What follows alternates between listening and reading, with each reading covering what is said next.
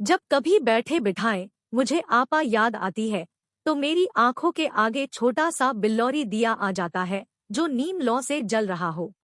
मुझे याद है कि एक रात हम सब चुपचाप बावर्चीखाने में बैठे थे। मैं, आपा और अम्मी जान कि छोटा बद्दू भागता हुआ आया। उन दिनों बद्दू 6-7 साल का होगा। कहने लगा, अम्मी जान, मैं भी बाह करूंगा। वाह, अभी से? अम्मा ने मुस्कुराते हुए कहा। फिर कहने लगी, अच्छा बद्दू, तुम्हारा ब्याह आपा से कर दें? ऊहू, बद्दू ने सर हिलाते हुए कहा। अम्मा कहने लगी, क्यों, आपा को क्या है? हम तो छाजू बाजी से ब्याह करेंगे। बद्दू ने आंखें चमकाते हुए कहा। अम्मा ने आपा की तरफ मुस्कुराते हुए देखा और कहने लगी, क्यों, देखो तो आपा कैसी अच्छी है। हूँ, बताओ तो भला, अम्मा ने पूछा। बद्दू ने आंखें उठाकर चारों तरफ देखा जैसे कुछ ढूंढ रहा हो। फिर उसकी निगाह चूल्हे पर आकर रुकी। चूल्हे में ओपले का एक जला हुआ टुकड़ा पड़ा था। बद्दू ने उसकी तरफ इशारा किया और बोला, ऐसी। इस बात पर हम सब देर तक हंसते रहे। इतने में तसद्दुक भाई आ गए। अम्मा कहने लगी, तसद्दुक, बद्दू से पूछना तो आपा कैसी है। आपा ने तसद्दुक भाई को आते हुए देखा तो मुंह मोड़कर यूं बैठ गई जैसे हंडिया पकाने में मुनहमिक हो। हाँ तो कैसी है आपा, बद्दू? वो बोले। बताऊं? बद्दू चला और उसने उपले का टुकड़ा उठाने के लिए हाथ बढ़ाया। गालिबन वो उसे हाथ में लेकर हमें दिखाना चाहता था, मगर आपा ने झट उसका हाथ पकड़ लिया और उंगली हिलाते हुए बोली, ओ। बद्दू रोने लगा तो अम्मा कहने लगी, पगले, इसे हाथ में नहीं उठाते, वो तो जला हुआ है अम्मा। बद्दू ने बिसूरते हुए कहा। अम्मा बोली, मेरे लाल, तुम्हें मालूम नहीं उसके अंदर तो आग है, ऊपर से दिखाई नहीं देती। बद्दू ने भोलेपन से पूछा, क्यों आपा, इसमें आग है? उस वक्त आपा के मुंह पर हल्की सी सुर्खी दौड़ गई। मैं क्या जानूं? वो भर्राई हुई आवाज में बोली और फोकनी उठाकर जलती हुई आग में बेमसरफ फूंके मारने लगी। अब मैं समझती हूँ कि आपा दिल की गहराइयों में जीती थी और वो गहराइयां इतनी अमीक थी कि बात उभरती भी तो भी निकल ना सकती। उस रोज बद्दू ने कैसे पते की बात कही थी, मगर मैं कहा करती थी, आपा तुम तो बस बैठी रहती हो। और वो मुस्कुरा कर कहती, पगली, और अपने काम में लग जाती। वैसे वो सारा दिन काम में लगी रहती थी। हर वक्त कोई उसे किसी न किसी काम को कह देता और एक ही वक्त में उसे कई काम करने पड़ जाते। उधर बद्दू चीखता, आपा मेरा दलिया। उधर अब्बा घूरते, सज्जादा, अभी तक चाय क्यों नहीं बनी? बीच में अम्मा बोल पड़ती, बेटा धोबी कब से बाहर खड़ा है। और आपा चुपचाप सारे कामों से निपट लेती।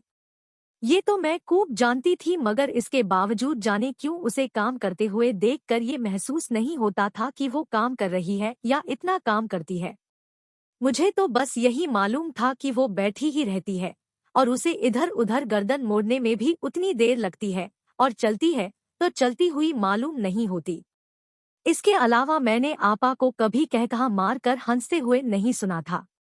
ज्यादा से ज्यादा वो मुस्कुरा दिया करती थी और बस। अलबत्ता वो मुस्कुराया अक्सर करती थी। जब वो मुस्कुराती तो उसके होंठ खुल जाते और आंखें भीग जाती।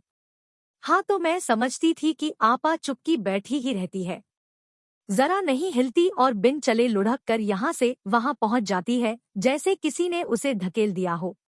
उसके बरक्स साहिरा कितने मजे में चलती थी, जैसे दादरे की ताल पर नाच रही हो, और अपनी कालाजाद बहन साजो बाजी को चलते देखकर तो मैं कभी न उकताती। जी चाहता था कि बाजी हमेशा मेरे पास रहे और चलती चलती इस तरह गर्दन मोड़कर पंचम आवाज में कहे, है जी। क्यों जी? और उसकी काली काली आंखों के गोशे मुस्कराने लगे। बाजी की बात बात मुझे कितनी प्यारी थी। साहिरा और सुरैया हमारे पड़ोस में रहती थी। दिन भर उनका मकान उनके कहकहों से गूंजता रहता जैसे किसी मंदिर में घंटियां बज रही हों। बस मेरा जी चाहता था कि उन्हीं के घर जा रहूं। हमारे घर रखा ही किया था। एक बैठ रहने वाली आपा, एक ये करो वो करो वाली अम्मा, और दिन भर हुक्के में गुड़ गुड़ करने वाले अब्बा। उस रोज जब मैंने अब्बा को अम्मी से कहते हुए सुना, सच बात तो ये है, मुझे बेहद गुस्सा आया। सज्जादा की माँ। मालूम होता है साहिरा के घर में बहुत से बर्तन हैं। क्यों? अम्मा पूछने लगी। कहने लगे, बस तमाम दिन बर्तन ही बजते रहते हैं और या कहके लगते हैं जैसे मेला लगा हो। अम्मा तुनक कर बोली, मुझे क्या मालूम, आप तो बस लोगों के घर की तरफ कान लगाए बैठे रहते हैं। अब्बा कहने लगे, ओफो, मेरा तो मतलब है कि जहाँ लड़की जवान हुई बर्तन बजने लगे, बाजार के उस मोड़ तक खबर हो जाती है कि फला घर में लड़की जवान हो चुकी है। मगर देखो न, हमारी सज्जादा में ये बात नहीं। मैंने अब्बा की बात सुनी और मेरा दिल खौलने लगा। बड़ी आई है सज्जादा, जी हाँ, अपनी बेटी जो हुई। उस वक्त मेरा जी चाहता था कि जाकर बावर्चीखाने में बैठी हुई आपा का मुंह चिढ़ाऊं। इसी बात पर मैंने दिन भर खाना न खाया और दिल ही दिल में खौलती रही। अब्बा जानते ही क्या है, बस हुक्का लिया और गुड़ गुड़ कर लिया या ज्यादा से ज्यादा किताब खोलकर बैठ गए और गट मट करने लगे जैसे कोई भटियारी मकई के दाने भून रही हो। सारे घर में लेदे के सिर्फ तसद्दुक भाई ही थे जो दिलचस्प बातें किया करते थे और जब अब्बा घर पर न होते तो वो भारी आवाज में गाया भी करते थे। जाने वो कौन सा शेर था। चुप चुप से वो बैठे हैं, आंखों में नमी सी है, नाजुक सी निगाहों में नाजुक सा फसाना है। आपा उन्हें गाते हुए सुनकर किसी न किसी बात पर मुस्कुरा देती और कोई बात न हुई तो वो बद्दू को हल्का सा थप्पड़ मार कर कहती, बद्दू रोना, और फिर आप ही बैठी मुस्कुराती रहती। तसद्दुक भाई मेरे फूफा के बेटे थे। उन्हें हमारे घर आए यही 2 माह हुए होंगे। कॉलेज में पढ़ते थे।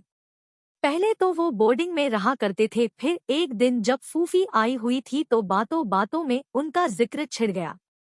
फूफी कहने लगी, बोर्डिंग में खाने का इंतजाम ठीक नहीं, लड़का आए दिन बीमार रहता है। अम्मा इस बात पर खूब लड़ी। कहने लगी, अपना घर मौजूद है तो बोर्डिंग में पड़े रहने का मतलब। फिर उन दोनों में बहुत सी बातें हुई। अम्मा की तो आदत है कि अगली पिछली तमाम बातें ले बैठती है। करज ये कि नतीजा ये हुआ कि 1 हफ्ते के बाद तसद्दुक भाई बोर्डिंग छोड़कर हमारे यहाँ आ ठहरे। तसद्दुक भाई मुझसे और बद्दू से बड़ी गप्पे हाका करते थे। उनकी बातें बेहद दिलचस्प होती। बद्दू से तो वो दिन भर न उकताते, अलबत्ता आपा से वो ज्यादा बातें न करते। करते भी कैसे, जब कभी वो आपा के सामने जाते तो आपा के दुपट्टे का पल्लू आप ही आप सरक कर नीम घूंघट सा बन जाता और आपा की भीगी भीगी आंखें झुक जाती और वो किसी न किसी काम में शिद्दत से मसरूफ दिखाई देती। अब मुझे ख्याल आता है कि आपा उनकी बातें गौर से सुना करती थी, गो कहती कुछ न थी। भाई साहब भी बद्दू से आपा के मुतल्लिक पूछे रहते, लेकिन सिर्फ उसी वक्त जब वो दोनों अकेले हो गए पूछते, तुम्हारी आपा क्या कर रही है? आपा? बद्दू लापरवाही से दोहराता। ऐठी है, बुलाऊं? भाई साहब घबरा कर कहते, नहीं नहीं। अच्छा बद्दू, आज तुम्हें, ये देखो इस तरफ तुम्हें दिखाएं। और जब बद्दू का ध्यान इधर उधर हो जाता तो वो मध्यम आवाज में कहते, अरे यार तुम तो मुफ्त का ढिंडोरा हो। बद्दू चीख उठता, क्या हूँ मैं? इस पर वो मेज बजाने लगते। डगमग डगमग ढिंडोरा, यानी ये ढिंडोरा है, देखा, जिसे ढोल भी कहते हैं, डगमग डगमग, समझे? और अक्सर आपा आपा चलते चलते उनके दरवाजे पर रुक ठहर जाती और उनकी बातें सुनती रहती और फिर चूल्हे के पास बैठकर आप ही आप मुस्कुराती। उस वक्त उसके सर से दुपट्टा सरक जाता, बालों की लट फिसल कर गाल पर आ गिरती और वो भीगी भीगी आंखें चूल्हे में नाचते हुए शालों की तरह झूमती। आपा के होंठ यूं हिलते गोया गाड़ी हो, मगर अल्फाज सुनाई न देते। ऐसे में अगर अम्मा या अब्बा बावर्चीखाने में आ जाते वो ठिठक कर यूं अपना दुपट्टा, बाल और आंखें संभालती गोया किसी बेतकल्लुफ महफिल में कोई बेगाना आ घुसा हो। एक दिन मैं, आपा और अम्मा बाहर सहन में बैठी थी।